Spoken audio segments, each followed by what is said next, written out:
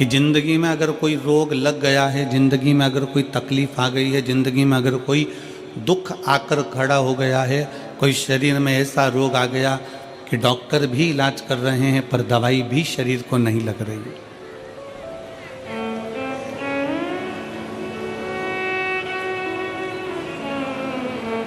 तो आज की कथा कहती है कि पानी को वाणी से अमृत बनाओ। क्या करना है? जम के बोलो जरा। पानी को वाणी से अमृत बनाओ।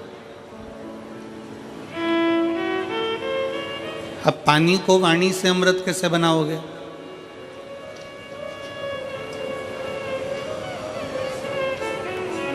और ऐसा कोई व्यक्ति नहीं है यहाँ पर बैठा हुआ जो पानी से, वाणी के माध्यम से पानी को अमृत ना बना। आज आदरा की कथा कहती है,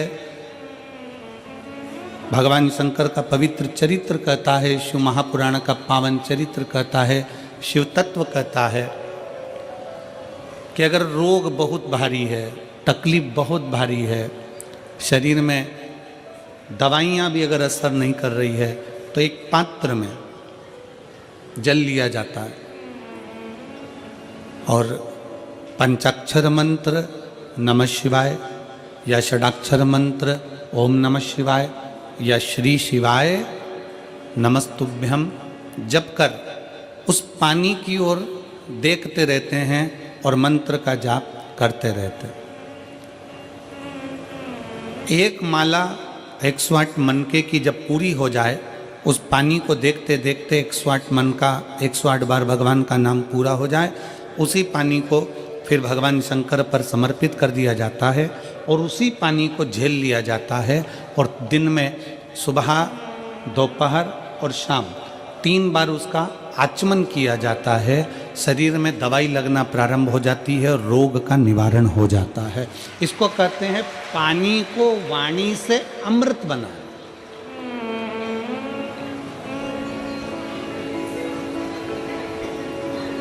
इसको पानी से वाणी को एक पत्र है। अब देखिए, पानी से वाणी को अमृत बनाने का ये पत्र आपके और हमारे बीच में। मेरा नाम पूनम, पति का नाम संजय कुमार है। मैं रोहता है कि रोहता रोड बाईपास शाहपुर जैनपुर मेरठ की निवासी हूँ। कहीं बैठी हो तो हाथ हिला सकती हैं, अगर कहीं बैठी हो तो हाथ हिला सकती हैं। मेरा नाम पूनम, पति का नाम संजय कुमार है। आप पत्र को एलईडी पर पढ़ सकते हो। मैं रोहता रोड बाईपास शाहपुरा जैनपुर मेरठ की निवासी हूँ। कहीं बैठे हो तो हाथ हिला सकते हैं। मेरा बेटे का जब से जन्म हुआ है वह बीमार रहने लगा। इतने साल तक वह लगातार बीमार रहा। ना उसने बोलना शुरू किया और ना ही उसके शरीर में कोई भी ग्रोथ हुआ। मैंने बहुत डॉक्टरों का इलाज कराया, बस जांच भी कराई। जांच में आया कि इस बच्चे की दिमाग की ग्रोथ नहीं हुई है और ना ही होगी। यह बच्चा कमज़ोर ही रहेगा। गुरुजी, हमारी टेंशन बहुत बढ़ गई कि एक ही तो भगवान ने मुझे बेटा दिया और वह भी बीमार रहने लगा।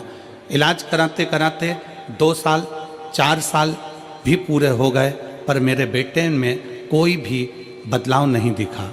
ना वो बोलता, ना वो शरीर के माध्यम से चलता।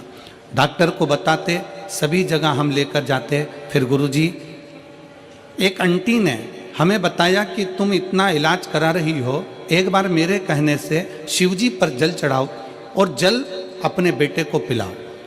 आस्था चैनल पर कथा आती है, सियोर वाला महाराज प्रदीप मिश्रा कथा करता, उसे सुनो, जो उपाय बताए उसको करने का प्रयास करो, विश्वास को मजबूत बना लेना। बस इतना याद रखो कि अपने भरोसे को, विश्वास को पूर्ण करो। शिवजी पर जल चढ़ाना शुरू किया। शंकर पर जल चढ़ाना, पानी को वाणी से अमृत बनाइए। शिव तत्व का नाम लेकर श्री शिवाय नमस्तुभ्यम कहकर शिवलिंग पर जल चढ़ाती और वही जल लाकर अपने बच्चे को पिलाना प्रारंभ करा। 5 साल तक मेरा बेटा ना बोला, ना उसका दिमाग काम करा, ना चलने फिरने में आश्रित रहा। पर बाबा ने ऐसी कृपा कर दी कि पशुपतिनाथ का व्रत किया, बेटे को लाकर जल देना चालू करा। 6वां वर्ष चालू हुआ और बाबा की कृपा से अब मेरे बेटे ने धीरे धीरे सभी कुछ बोलना प्रारंभ कर दिया। आज गुरुजी मेरा बेटा स्कूल भी जाता है, ट्यूशन भी जाता है, सब कुछ बोलता भी लगा है और उसके दिमाग का भी ग्रोथ शुरू हो गया है। उसका स्वास्थ्य भी पूरी तरह से ठीक है। अब मेरा बच्चा किसी डॉक्टर को भी अब दवाई की जरूरत नहीं है, वह बिल्कुल ठीक है। गुरुजी आपने समस्त समाज को, शिव भक्तों को अलग जगाई। तो ये शिव भक्ति पानी को वाणी के माध्यम से अमृत बनाना। अगर कहीं बैठे हों तो एक बेलपत्र लेने के लिए आ सकते, और बच्चा आया हो साथ में तो उसको भी ला सकते। पानी को वाणी से अमृत बनाइए। सबसे सुंदर तरीका, सबसे सरल तरीका। और ये आपको भी बोलना है कि आप अमृत कैसे बना सकते। बीमारी है, तकलीफ है, बच्चा चिड़चिड़ा हो गया, माइंड काम नहीं कर रहा है, शरीर में रोग भरते चले जा रहा है, कटोरी में जल ले लो, पात्र में जल ले लो और पंचाक्षर मंत्र नमः शिवाय या षडाक्षर मंत्र ओम नमः शिवाय या श्री शिवाय नमस्तुभ्यम, जितनी देर आप जप करें उतनी देर तक उस जल पर आपकी दृष्टि पड़ना चाहिए। उस जल पर आपकी दृष्टि पड़े। जितनी देर तक आप जप रहे हैं, श्री शिवाय नमस्तुभ्यम कह रहे हैं, उतनी देर तक जल पर आपकी दृष्टि पड़े। और फिर वही जल भगवान शंकर को समर्पित करें और वो जल लाकर सुबह दोपहर शाम 3 बार उसका पान करें। 3 बार क्यों?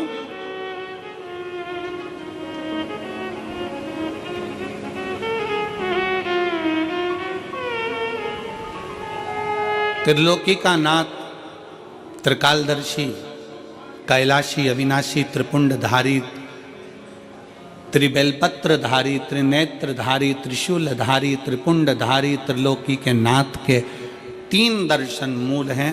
प्रातः का दर्शन जो हमें हमारे जीवन की सतमार्ग बताता है, मंगल मार्ग की ओर लेकर जाता है। दोपहर का दर्शन हमारे जीवन में हमें उलझनों से बाहर निकाल देता है। और शाम का दर्शन हमें चैन की नींद सोना सिखा देता है और आनंद में रहना सिखा देता है। वो त्रिपुंडधारी को 3 दर्शन।